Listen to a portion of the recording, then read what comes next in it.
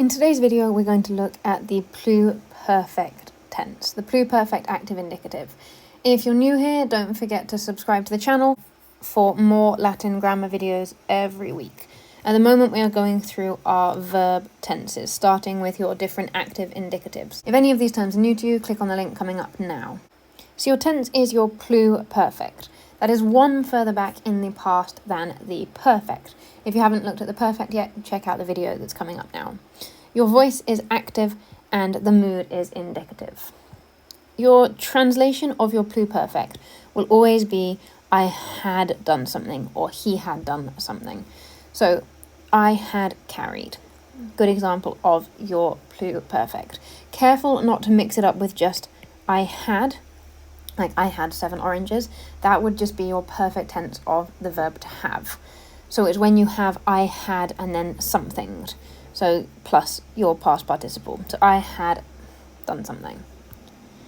You form your pluperfect tense by taking your perfect stem, which is your third principal part. You find that in your dictionary, find your verb, and it will be your third bit of information.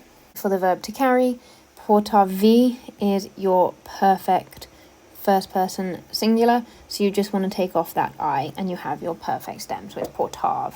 That is a V, even though my V looks worryingly like a U. And so it will be your perfect stem plus your imperfect of the verb to be, which is eram, eras, erat, eramus, eratis, erant, depending on whether you want I, you, he, we, you, or they. So let's look at this in total. You can see here then, in blue, you have your perfect stems, and in the yellow mustard colour, you have the imperfect of the verb to be.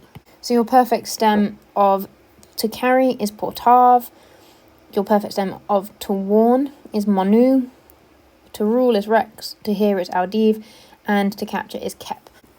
If you watched my last video on the perfect tense, you'll know I was saying about different ways that you can kind of predict your perfect stem. I will make a video on this in the future. But for the moment, just thinking about learning them is easiest, or double checking them in your dictionary. Then you add on your imperfect of the verb to be. So eram, eras, erat, I, you, he, she, it, and eramus, we, eratis, you, plural, and erant, they. So I had carried, you had carried, he, she, or it had carried, we had carried, you, plural, had carried, and they had carried. So the same, and you can see it's nice and easy that I had something the whole way along. I had warned, I had ruled, I had heard, and I had captured. So let's go over some examples. As always, you can pause the video here, have a go for yourself, and then go through the answers with me. Don't forget to like this video if it's helpful to you, and please do comment if there's something that you would like to see more of, or if there's something that you would like to practice.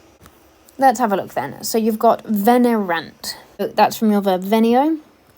You'll notice again, like I talked about in the last video, your present and your perfect stem for venio are identical. So here we know, though, it is going to be pluperfect because you have that erant. So it would be they had come. Number 2, amaveram, so that's from amo, and it would mean I had loved. Miseras is from mitto, the verb to send. So miseras, you singular, had sent. Portaverat is from the verb porto, first conjugation, so it will be he, she, or it had carried. Audiveramus is from audio, your fourth conjugation verb, and it would mean we had heard. So you can see the theme here, had something. Dux eratis from duco, third conjugation verb, meaning you, plural, had led. Scrips erant from scribo, third conjugation, they had written. Tuleras from your irregular verb ferro, always worth learning the principal parts of ferro, ferro, ferry, tuli, and its fourth will eventually be latus. So you had brought. Manseram from maneo, so I had waited, or I had stayed. And feceratis from facio, meaning you, plural, had made. How did you do? Let me know in the comments below if there's anything that would be useful to cover in the future, and don't forget to like this video and subscribe to the channel for more grammar coming soon. Thank you!